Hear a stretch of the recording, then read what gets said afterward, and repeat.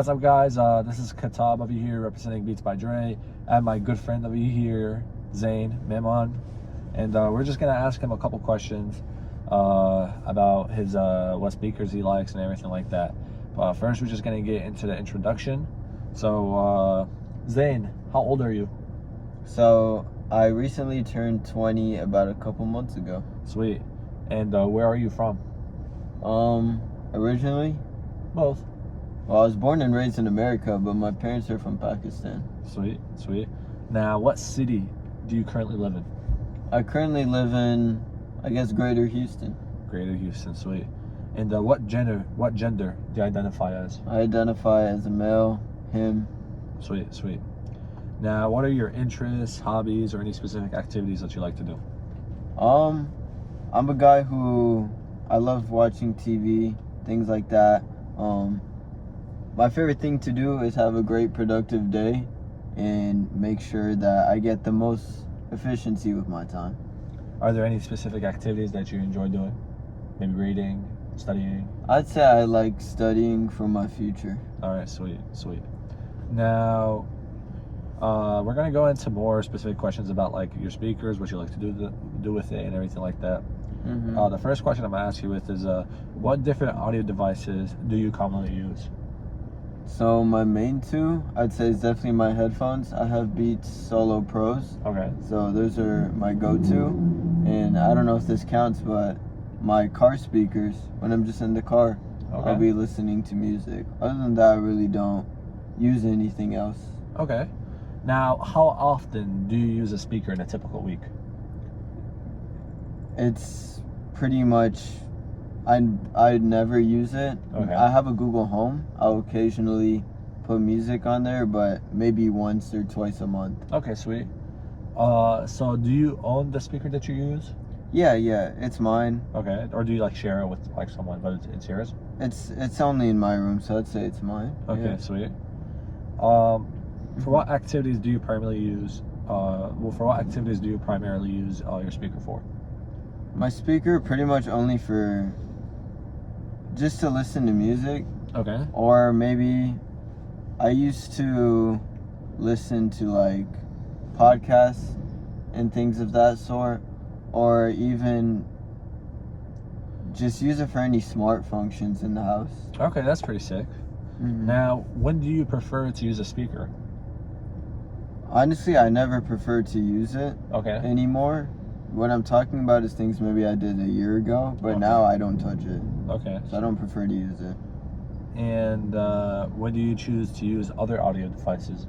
My headphones and obviously when I'm in the car, I only can use the car speakers, you know what I mean? Yeah. But headphones are just it's more private. Because Okay. obviously it's only you using it, only you listening to it. For sure. I don't like projecting what I'm watching or what I'm listening to out there. Okay, that's pretty sick. And how often do you purchase new audio devices?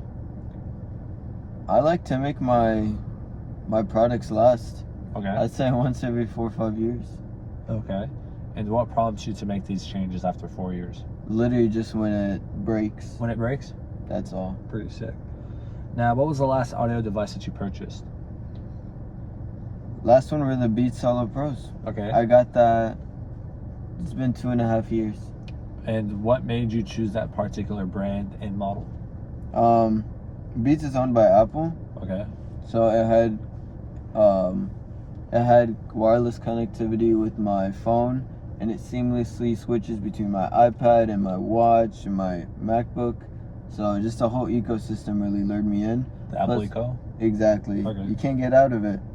But yeah, I'd say that, and definitely the noise cancellation. I take the bus a lot, Okay. so it's very helpful. For sure. And how does brand reputation influence your decision when purchasing wireless speakers? Well, I don't really buy wireless speakers, but in general, audio devices, obviously I'll shoot for two things. Brands with good sound quality, like we all know Bose is known for it, Sony, Yeah. companies like that. And then also features, functionality, who is it owned by. Okay. That's the only reason why I'd lean towards something like Beats. Sweet. Now, do you follow any specific speaker brands on social media or subscribe Not to any of at all. newsletters? Nope, not at all. Sweet, sweet. What kind of speakers do you use? Honestly, it's just smart speakers, Smart like speakers. smart functions. Okay, You know what I mean? Because there's no point. I don't ever blast anything at home okay, unless it has some kind of value. for sure. And what features do you like about those smart speakers? I just like being able to put something on, like, hey, play this. Okay. You know what I mean? Hey, So- put on this lecture or something. Would you say it's very easy to use? It most definitely is very easy to use just because I can talk to it and it understands me. And why is that important to you? The most important thing for me is value of time. Okay, You know what I mean? yeah, And I feel like it saves my time. sweet. Now, can you share any particular features that your current speaker doesn't have that you wish it had? I do wish that it had a screen on it. And I have like a Google Nest Hub, which Yeah. has a big screen, but I just mean like a little screen, just so I can switch like songs or something like that, switch to the next track, my playlist.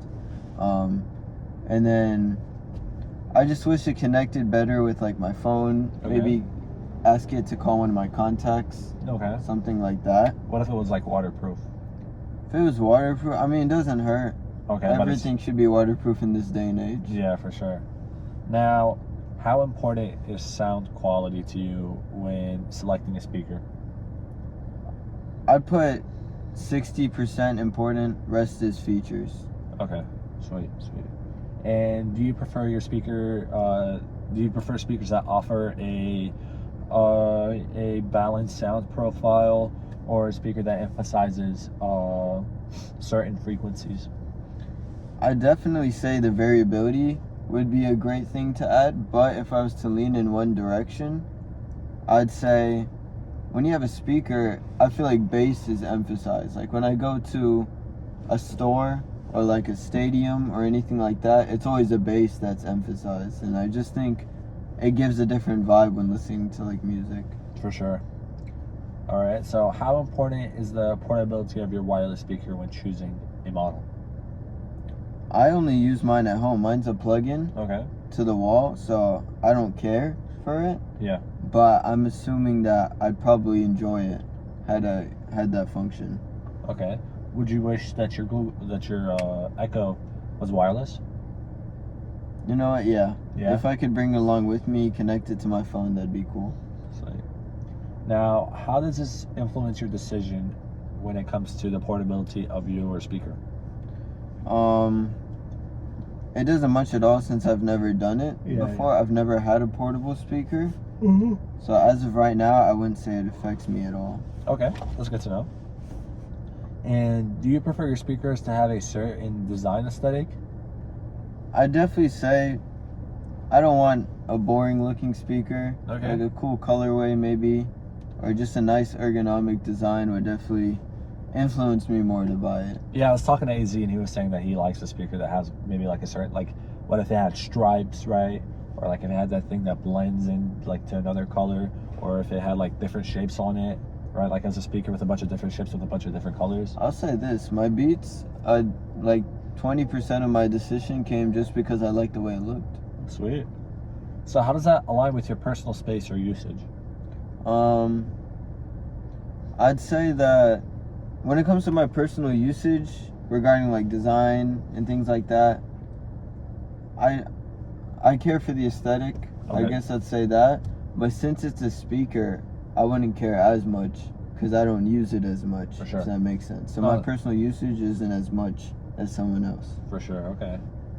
It's okay. We're asking you about it, so yours is what matters right now the most. Okay. Yeah, Gotcha. yeah. Can you describe any particular design features that make a speaker more appealing to you? Like I said earlier, if there was literally just a small screen on it in Yeah. which you could change tracks and like see like the song name, artist, things like that, I think that'd be super cool to have. Yeah. You know what I mean? I could see that. Oh, I'm envisioning like a Beats pill, that kind of Mhm. looks like the sphere, if you get what I'm saying. Yeah. That'd be I've seen those. that'd And be- then just a little screen in the middle, that'd be tough. That'd be pretty sick, yeah. Okay, so how do design and comfort features impact your overall satisfaction with the wireless speaker? Design-wise, I think it's a cool bonus to have. Yeah. Regarding comfort decisions, I'd say that's probably the most important part. Because if it's easy to carry around, I'm more likely to take it around with me, regardless if I use it or not.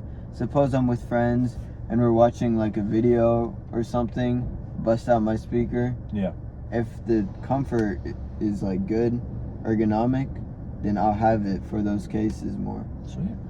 And which features are a must-have for you in wireless speakers, and how do you prioritize that when comparing different models?